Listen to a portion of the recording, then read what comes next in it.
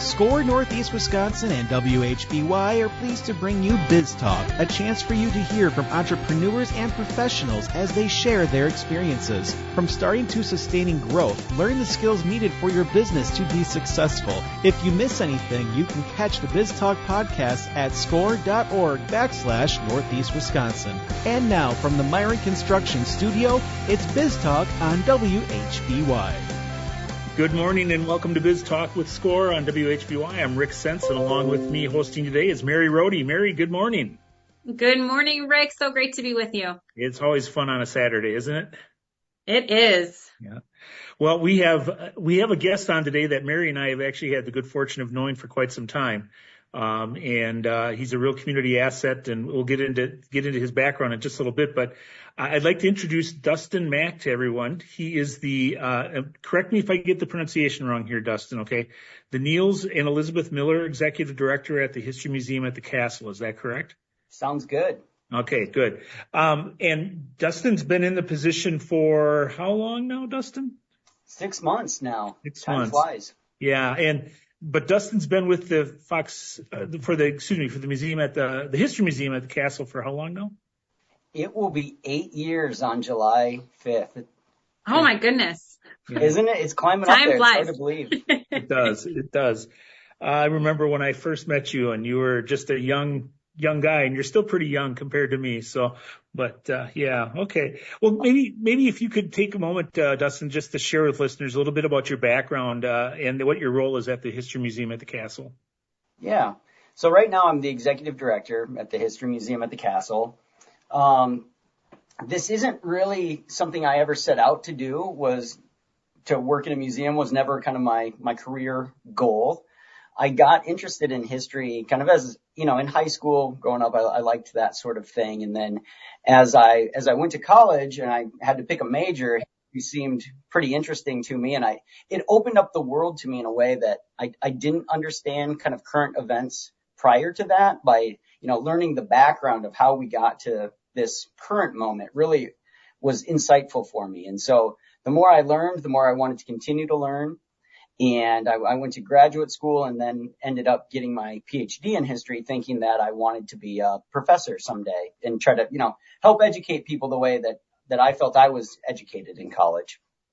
And as I went through my doctoral program, I got to thinking about what is it that I really like to do? And it's inform the public and help them grasp kind of, how do we get to this current moment? And the more I thought about it, the more going into public history and being more involved with museums made a whole lot of sense to me, just because of the number of people that you can reach is increased exponentially when you get outside the classroom. And so I began looking at different museum career paths and found the History Museum at the Castle here in Appleton. I didn't know that Appleton existed prior to applying for the role.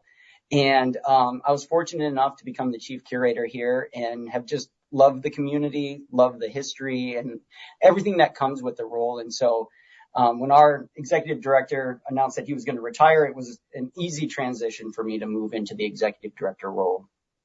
And you've had Matt Carpenter as your predecessor, and Dustin and I were talking before the show started this morning a little bit about that benefit you've had with your transition, having been with the organization for so long. But then Matt was with the organization for such a long time, too, when Terry, the former director before him, left. So that has provided a lot of continuity to the museum. And how has that benefited the museum and the community, do you think? Creating that stability is huge for any organization, and particularly an organization like ours, where the History Museum has been around for over 150 years in the community, helping to document kind of Appleton's history and Outagamie County's history and the history of the whole Fox Valley, for that matter. And so when we think about time, it's not, on a year-to-year basis. We're not thinking in terms of 5-year blocks. We're thinking about, decades at a time. And so when you've got a director that is invested in the community, invested in that organization, you really have that institutional knowledge that you can bring with you and really take the long view on things, which, helping to guide an organization is critical.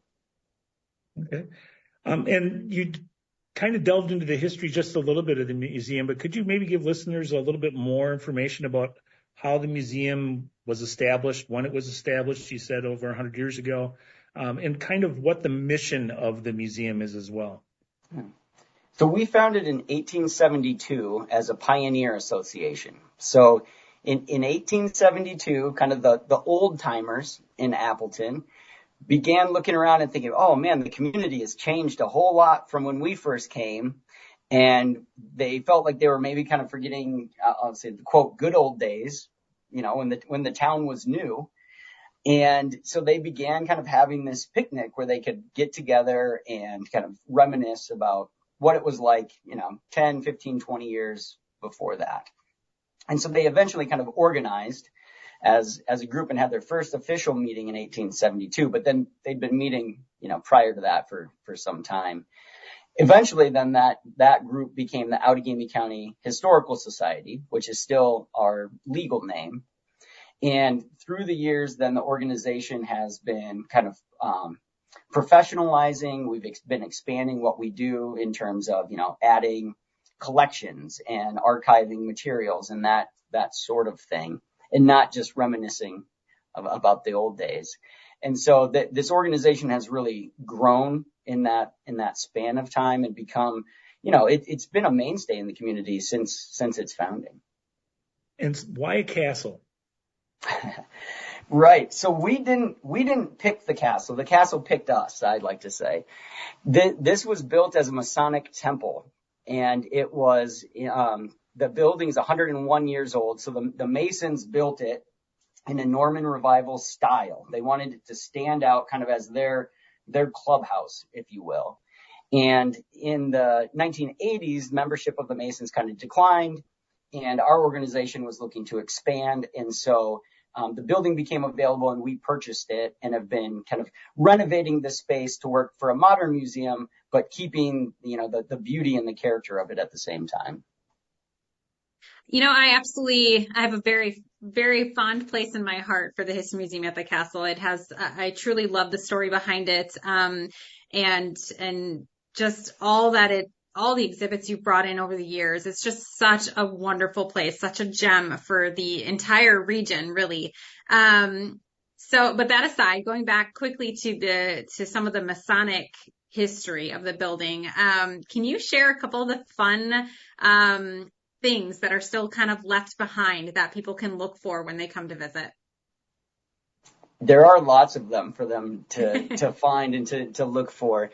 So there are peepholes in a lot of the doors that we have, so people can go through and see where the Masons had, various ceremonies that took place, and you had to be the right person in the right rank in order to gain access. And so the peepholes would allow that, the right people were coming through the door. Our main gallery is actually a former dance floor. So the Masons hosted large kind of community dances that were, those were open to the public events. And that floor is spring loaded. So the idea being they could dance longer and save their knees a little bit. But now as a result, as you walk through, every once in a while you'll hit a spring just right and you'll hear it squeak underneath your feet. And so that's a nice a quirk of the building that we like. And then, we've got these towers on the outside. There's some, multiple stages around. And it just really is kind of part of the attraction in and of itself. So how is the museum governed? I mean, it's not a typical business, obviously. You're not in business to generate income. How are you organized, and what does the governing body look like? So we're a private nonprofit, and we're governed by a board of directors. There's 14 members on our board. They're elected by kind of members of the History Museum. So if you want to become a member, you can sign up and pay the annual dues to become a member. And part of the benefits of membership is the right to vote on the board. And then that board of directors selects its own officers that are really kind of overseeing the whole organization. And then I work at the direction of the board of directors. And how does funding take place then for the organization? Yeah, we have a really balanced funding structure. So about a third of our funding every year comes from endowments that we have. Another third comes from earned revenue. And then another third comes from donations in various forms. So we're pretty well balanced, which served us well through COVID. So if one thing goes up and others down, then it all kind of washes out in the end. And that's really added to our stability and longevity. So having some of that earned revenue, I'm assuming tied to admissions from visitors and school groups and the like. Deep dive with us a little bit on some of the demographics of the folks that walk through your doors. Yeah, so we're pretty unique in the way that we draw people from throughout the region. So most kind of local or regional history organizations rely almost solely on local people coming to those institutions. We're different in that way. So our kind of most famous collection is from Harry Houdini. And we have a permanent exhibit called AKA Houdini that looks at his life and his legacy here in Appleton. You know, he lived here as a child for 3 or 4 years. And so about half of our visitors come from over 100 miles away, which means that they're overnight guests here in the Fox Cities, which is wonderful because that means they're getting a hotel room, they're eating at restaurants. You know, we're part of the attractions that are appealing to folks when they come here to Appleton. And so those people they generally are coming to see Houdini, and that allows us basically to subsidize all the kind of the local history content that we're able to produce, and then serve the other 50% who are coming from kind of more local areas to take advantage of everything that we have to offer. So in addition to the Houdini exhibit that is a permanent exhibit, what other exhibits are currently on the floor at the museum? We opened a brand new exhibit last spring called You Are Here, and it's the first kind of overarching history of the Fox Valley. And it begins in early Native American history and goes all the way up through 2020. That was the break point for us. When we look at kind of the environment and the innovations that have taken place here, the unique peoples that have called the Fox Valley home, and then the culture that has developed around those things. You know, we're special here in Northeast Wisconsin, and we wanted to capture part of that culture in this exhibit. And so it really encapsulates all of that. And that's a new exhibit for us, and it's going to be a permanent exhibit as well. So people can count on seeing that every time they come for the foreseeable future anyways. And then in our main gallery right now, we have an exhibit called Our Afghan Neighbors that looks at the history of Afghan refugees who were forced to leave Afghanistan after the U.S. withdrawal, and a number of people, of Afghans that were resettled here in the Fox Cities. And so this began as an oral history project where we were documenting those stories, and we wanted to share those with the community. And so people can come, they can learn more about their new Afghan neighbors and, you know, the events that kind of brought them to live here and become part of our local history. All right. And is it only exhibits that are at the museum, or are there other things that you're doing behind the scenes that people may not know about? We're constantly working behind the scenes. That's a big part of what we do. So in terms of kind of artifacts and archival material, about 5 to 10% of the artifacts that we hold in our collection are on display as part of an exhibit at any one time. And so a lot of the work that we're doing is behind the scenes, where we're storing objects and we're storing the archival materials that help tell the community's history. And you know, we're always adding to those materials. History doesn't stop at a given date. Time continues to pass. And so we're constantly documenting this history and trying to anticipate, you know, what is the next generation going to want to know about our present moment, and what are the news stories that we can tell and capture, and how do we do that? And so a big portion of our job takes place behind the scenes, kind of in these storage facilities, keeping those artifacts and everything in good order and preserved for the next generation. And then we're doing walking tours all the time and educating people beyond the museum's walls. We've got a series of pop-up exhibits that travel the community. that help people connect with history beyond here at the museum. And then we do tons of work with the local schools, having them, come here to the museum, but also outreach to them in their classrooms. All right. I think we've hit a perfect spot for our first break. You're listening to Biztalk with Score on WHBY, and we'll be right back after these messages.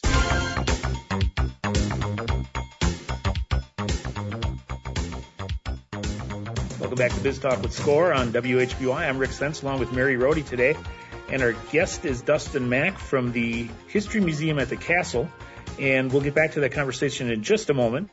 But first, I'd like to just take a moment to tell you about Score Northeast Wisconsin. Score Northeast Wisconsin serves an 18-county area in northeastern Wisconsin, but also includes the county of Menominee in Michigan. We have over 50 volunteers, each an expert in their field, offering entrepreneurs no-cost and confidential mentoring. Those areas of expertise include IT, social media, marketing, cash flow, accounting, strategic planning, workflow, HR, retail best practices, and many, many others.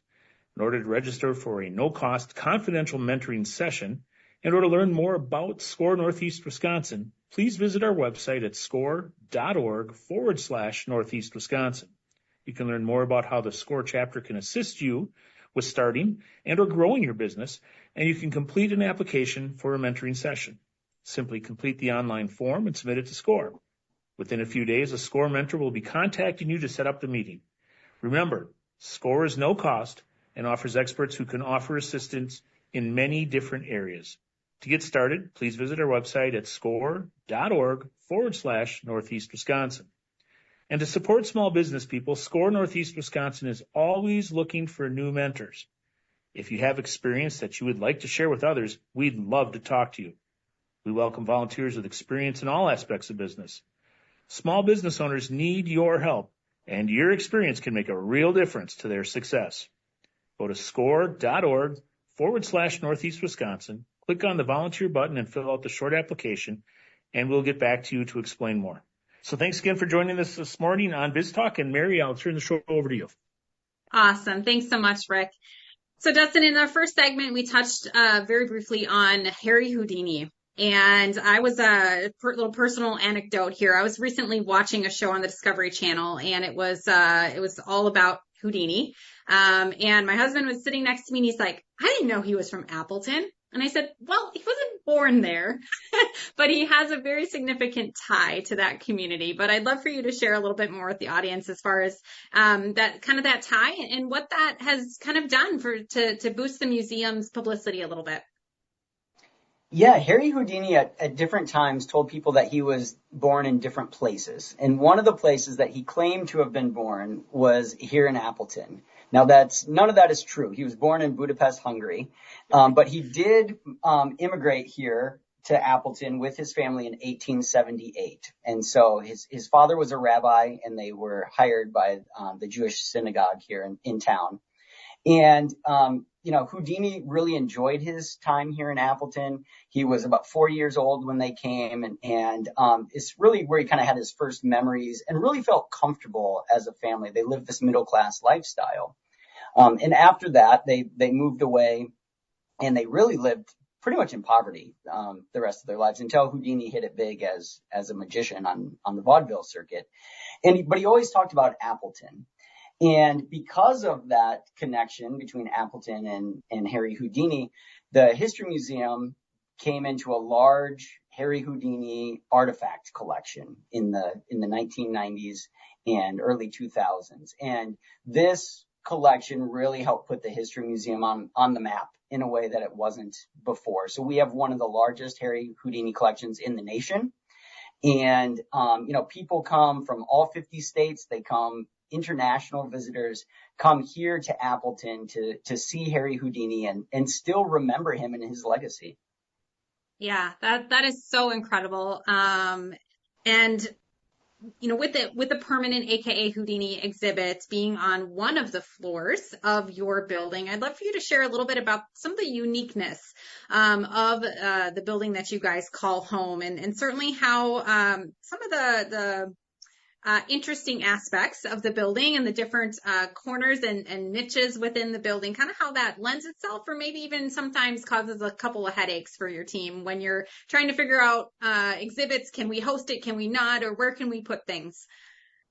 Yeah, the Masons were not thinking of us when they built the building. They built surprise. They built it for themselves and not for a museum. And so it's become a blessing and a curse for us. So our building is unique and it's interesting in and of itself, but it's not what you would design if you were going to build a modern museum. And so for that reason, we've had to make a lot of changes over time and be creative with how we use the space. And so I had mentioned earlier that our main gallery used to be a dance floor, and that has about 3,000 square feet in it.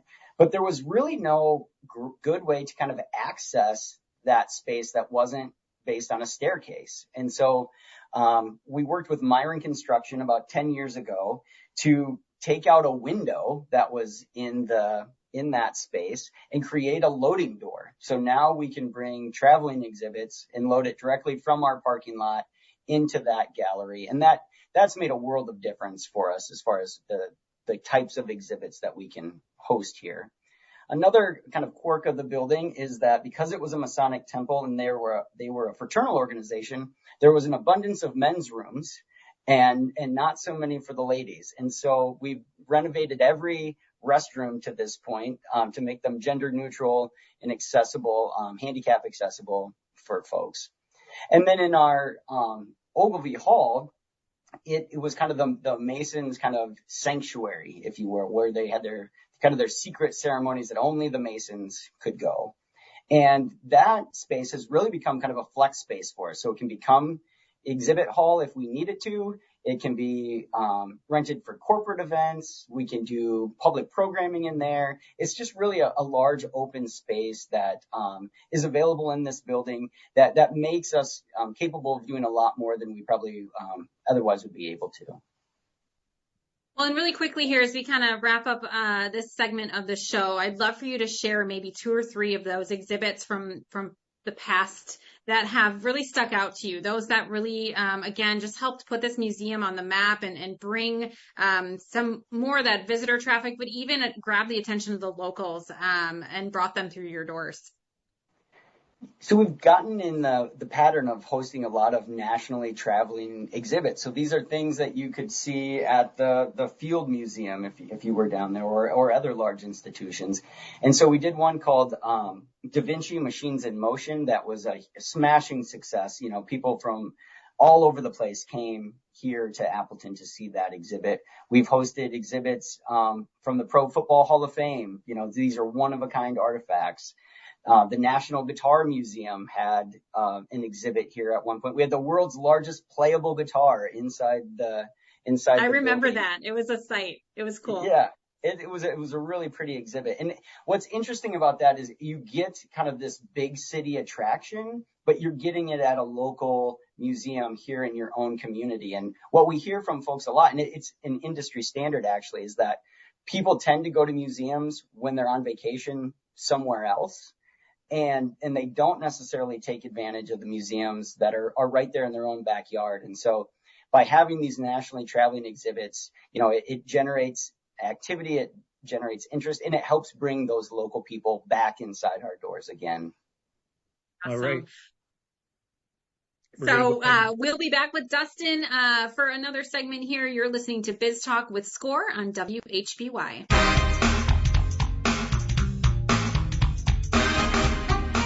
Welcome back to Biztalk with Score on WHBY. I'm Rick Sense along with Mary Rhode this morning. And we have the great pleasure of talking with Dustin Mack, who is the Niels and Elizabeth Miller Executive Director at the History Museum at the Castle. And we mentioned earlier, Dustin, in the program that you're newer to the position. You've been in the role about 6 months. So that means you probably are still figuring a few things out. You were there a long time before that in an important role. I get that. But there's got to be a couple of surprises that have kind of popped up since you've been in the director's chair. Can you maybe share some of that with listeners? Yeah, believe it or not, there's a lot more paperwork to be done. I was the chief curator before, and I was knee deep in history all the time, and that was great. And now it's less history and it's more administrative, paperwork, making sure the building's running and that people are getting paid on time and that the fundraising letters are going out. And it's all good stuff, but it's definitely a change. And it was things that, I knew were happening here prior to assuming the role, but I didn't really have to give it a whole lot of thought. And now I do. And so that's been kind of the biggest change for me so far. And Matt's been around. Your predecessor, Matt Carpenter, has been around to help with the transition, I'm assuming. Yep. So he moved to Omaha, Nebraska, actually, to be closer to his son. But he and I are in contact all the time on email and text and calls, definitely on a weekly basis. And so he's been a good mentor to me, even at a distance now. And anything that I don't know, Matt definitely does.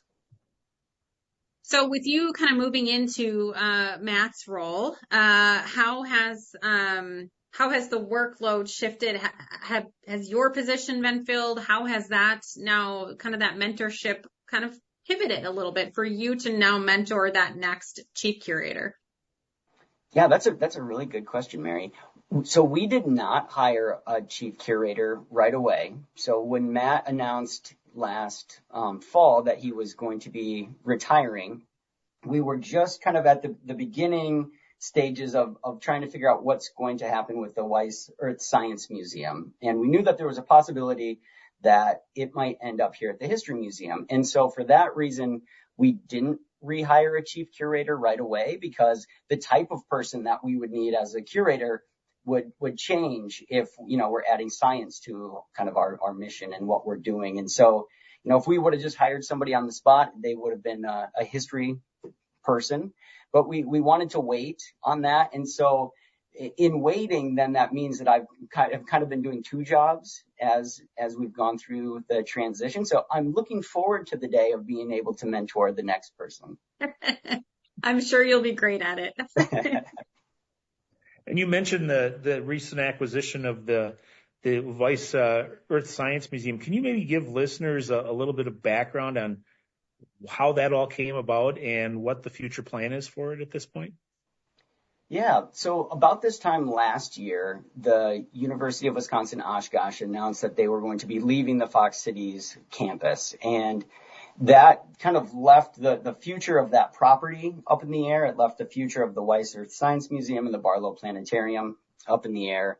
And the History Museum began investigating whether or not we should have a role to play in kind of what that future might be like. We hear a lot from people in the community about different, museums that have left through time or organizations that have closed. And, there's really they miss those things when they're gone. And so we were concerned that with the campus closing, that those institutions would close with them. And so the History Museum began exploring the possibility of either running the Weiss Earth Science Museum out at its location on the campus, or whether it would make sense to kind of relocate those assets here to the History Museum and incorporate them into what it is that we do here. And so we kind of had some initial meetings with county officials, with the Community Foundation here in the Fox Valley region, with the Convention and Visitors Bureau, to see if there was kind of any interest in the History Museum kind of taking on a larger role. And what we found is that the answer was yes, that this would be welcome and that this could be a good transition for the Weiss. And so we began kind of putting together a plan, talking to stakeholders like Stephen Weiss, who is the namesake of the museum, and Bruce Dans, who has the large kind of dinosaur bone collection in the Weiss Museum, and getting their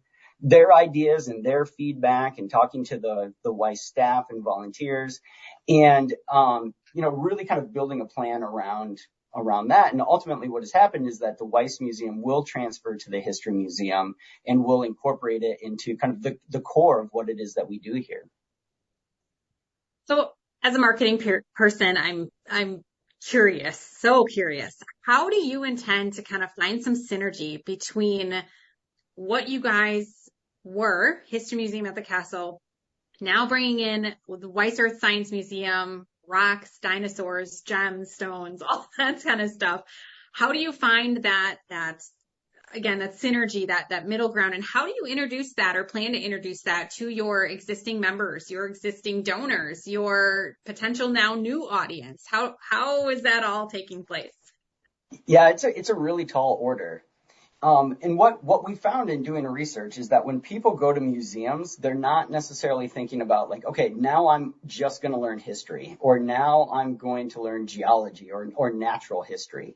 They're going to a museum because they're a lifelong learner and they want to learn new things, right? And so there's lots of museums that meld all those topics together into one space. And so that's kind of our objective to do that here as well. And part of what we're doing is moving the Weiss right into our main gallery. So it's going to be kind of the feature of what we have. The exhibits that are on display or were on display on the college campus can be picked up. They can be repurposed and reassembled here at the History Museum. We've raised money so that we can kind of refresh some of those elements. We can focus more on some of the things that we know that people want to see more of, right? The dinosaur bones and kind of the story of how animals evolved and that sort of thing. And so we can really focus on those things and make it a core of who we are and what we do. And that's going to be a benefit for school groups as they come on field trips. We know that, they've got a lot that they need to cover in their coursework. And so if they can do it under one roof on a field trip, that's a benefit to them. We talked about tourism before. That's going to be appealing for out of town visitors to be able to see this too. And so it will be a work in progress, no doubt, but we're confident that we can kind of meld these two institutions into one stronger place. In your initial experience with the collection coming over, Dustin, what things have jumped out at you that kind of surprised you with that collection? Like what's in it and how are you planning and working through those plans to develop and utilize and maximize the ability to showcase those things from that collection? Yeah.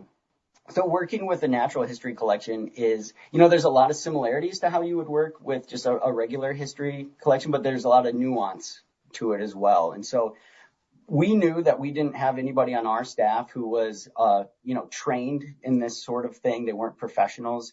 We weren't, capable of kind of communicating to the public what the value is of these things. And so the main focus, or one of the main focuses when we were beginning fundraising was, making sure that we had the funding in place so that we could hire the professionals that could, help make the move and move the collection safely and securely, that they could help reassemble the exhibit in the proper way, and then communicate to the public, like, why does this stuff matter? How is it relevant to their lives, and what can we learn from it? And so right now we're doing a national search for 2 new hires here at the History Museum. One person will be focused solely on kind of managing the collection, and then the other person will be more public facing and do the education component for folks. And so, there's a learning curve to how to handle that collection, and bringing in the right people is really going to be key to helping us, get up to speed as quickly as we need to. So you've been on board 6 months in the new role, and the organizational structure of your organization is changing dramatically. How do you deal with that? What kind of pressure does that put on you? There's certainly pressure. I think having good partners is really critical, and what I've learned in the brief time here is that, the relationships that you've built through the years and the relationships that you continue to form are incredibly useful and necessary. And you've got to have trusted partners and people that you can rely on, because nobody can do anything on their own, right? This is a big, heavy lift. And so bringing in those key partners, like at the Community Foundation and the CVB, and Myron Construction is going to be helping, with the physical move.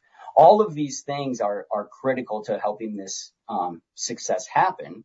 And what we've been doing on the backside here at the History Museum is making sure that we're ready to accept that collection and focus on that exhibit. We even changed our mission statement to include, the natural world, so that, it's not just that we're bringing the Weiss here and they're going to fit into the History Museum. The History Museum is also changing so that we can adapt to the Weiss. And you mentioned earlier about bringing people in from outside of the area doesn't seem to be as much of a problem as it is attracting people that live right here in Appleton or the Fox cities. What kind of strategies are you taking, and is the Weiss exhibit going to help contribute to those strategies to try to encourage and bring more local people into the facility? Yeah, the Weiss is a big part of trying to attract and retain local people coming, on an annual basis. And so in bringing in the Weiss, we're thinking a lot about those school groups, right? And what is it that our local schools need from the museums in this area? What are they looking for in terms of field trips, and how can we make the museum as accessible as possible? And so by incorporating, the natural history here, they can expand the number of topics that they can cover on their field trips, which is great. It will become a core exhibit here at the History Museum. So it's another reliable thing that people know that they can count on seeing here at the History Museum as time goes by. And, we know that these will attract out-of-town visitors too, and that's important. However people come through our doors, it's just the first step in helping educate them and become lifelong learners. So if we can switch gears here really quickly, Rick's mentioned a couple times, it's been a busy 6 months for you. And maybe you haven't yet had time to kind of reflect on your past and your journey. And we touched on that, when we started the show here today a little bit, but if you had to kind of pinpoint, who would be those, individuals in your past, whether it's your collegiate past or your personal life, who are some of those people who you would attribute to some of the success that you've seen in your career? Well, I blame my parents, I guess, to begin with. So they're the ones that really got me interested in history to begin with. So, they'd pack us in a car and we'd go on family vacation to all these, battlefields and national parks and stuffy old museums. And that's where I really fell in love with history. So my parents were huge influences on me that way. And then as I was going through my collegiate career, I had a number of great professors, but one of them was a man named Steve Gillen, and he was the scholar in residence at the History Channel. And so from him, I really learned, okay, how do you communicate these really complex ideas in history to the general public? And that has served me incredibly well as I've gone about my career. And then obviously working with Matt Carpenter here at the History Museum for so long, I could not have asked for a better mentor than Matt.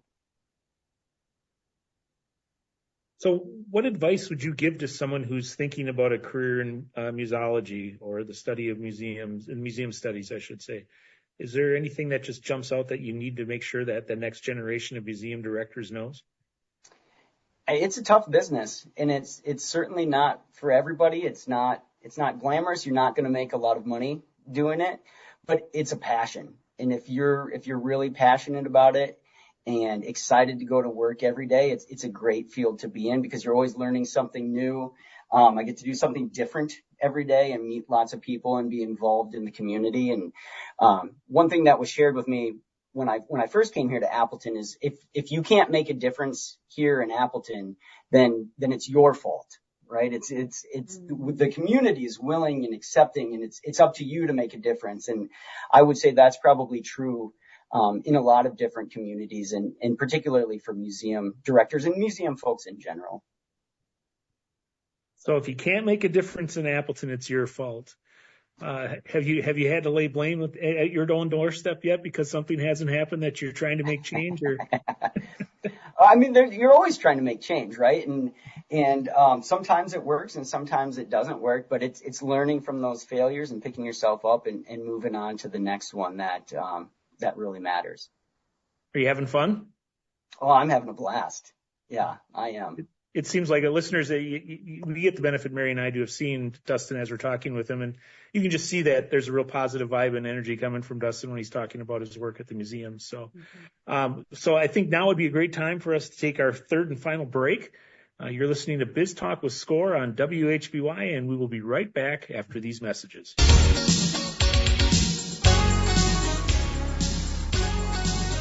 Welcome back to Biztalk with Score on WHBY. I'm Rick Stentz along with Mary Rhode today. And we have been talking with Dustin Mack from the History Museum at the Castle. It's been a really enjoyable conversation, and we'll get back to it in just a minute. But before we do that, I'd like to just thank our sponsors and donors who bring Biztalk with Score to you each weekend. We couldn't present Biztalk without their generous support. Thanks to Haling and Associates. Haling and Associates helps small businesses and individuals not just prepare tax returns, but plan ahead, helping you minimize taxes for this year and beyond. Haling and Associates, personal connection, positive results. Thank you to Johnson Financial Group.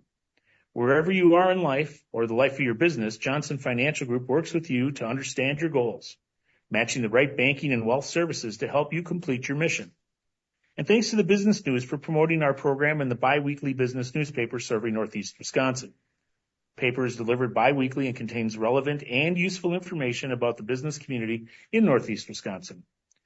We would also like to recognize the David L. and Rita E. Nelson Fund within the Community Foundation for the Fox Valley region for their generous donation in support of BizTalk and Score Northeast Wisconsin. So, Mary, I'll turn the show over to you. Awesome. Thanks so much, Rick. So as we kind of close out the show here, Dustin, obviously we'll provide some information for folks so they can stay in touch with the museum and find out about all the latest and greatest. But before we do that, I'd love to kind of hear from you, kind of your elevator pitch, so to speak. If you had to, if you had 7 seconds or less and you had to tell someone why they should come and experience all that you have to offer under your roof, what would you say? The goal of the History Museum is to help us understand the present moment by learning about the past. And so when you come through the doors here at the History Museum, whether you're a child, you're an adult, black, white, religious or not religious, you're going to see yourself and your story reflected here in one of our exhibits. And in doing that, you're connecting to the local history and helping to understand how that fits kind of into a larger picture. And that's what our goal is here at the History Museum. Well, and certainly working in the nonprofit space, there's always needs that you have. And sometimes that is in regards to people. You need people, volunteers, and sometimes that is also tied to financials as well. So what are some of those things that you need right now? Are you in need of any volunteers for upcoming things? Just in case there's somebody listening that maybe has a few extra minutes or dollars to spare. Yeah, so you're right. We're always in need. And so one of the largest things is labor and volunteers. And so if people are interested in volunteering, there's a range of different ways that they can get involved here at the History Museum.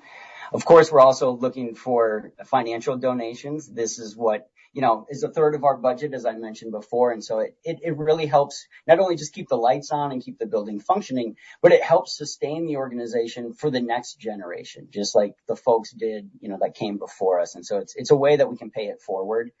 The other thing that people can do to keep us in mind is think about donating historical artifacts or archival materials. And the way you can do that is you can look on our website and understand kind of what are the things that we're looking for. And really we want those unique pieces that are connected to a interesting story that are related to Appleton or the Fox Cities or the Fox Valley in some way.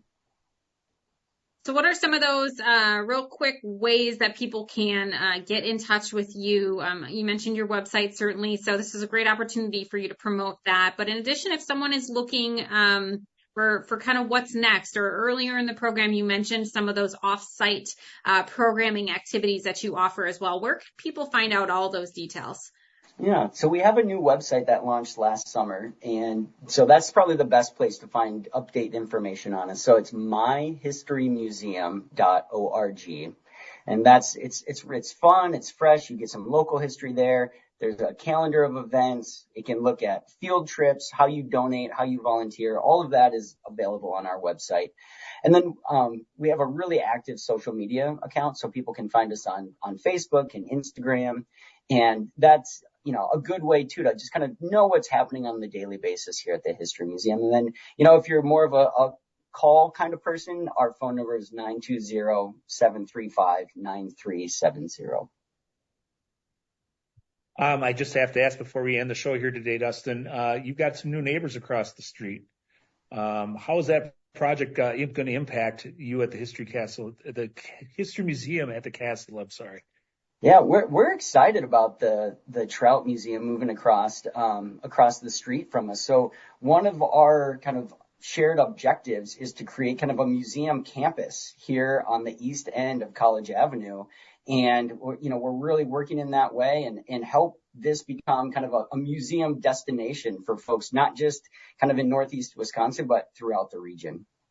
It's pretty exciting to see all that development happening on that end of College Avenue. And listeners, if you get a chance, if you haven't been to Appleton, or if you've been to Appleton, but it's been a while since you've been here, I really encourage you to stop in and take a look around. It's really changed in the last little bit, and there's some really exciting things happening. So, Dustin, thank you again so much for being on the program. And again, we look forward to seeing all the great things that are going to happen at the museum. And thank you, listeners, for being with us today. Have a great week.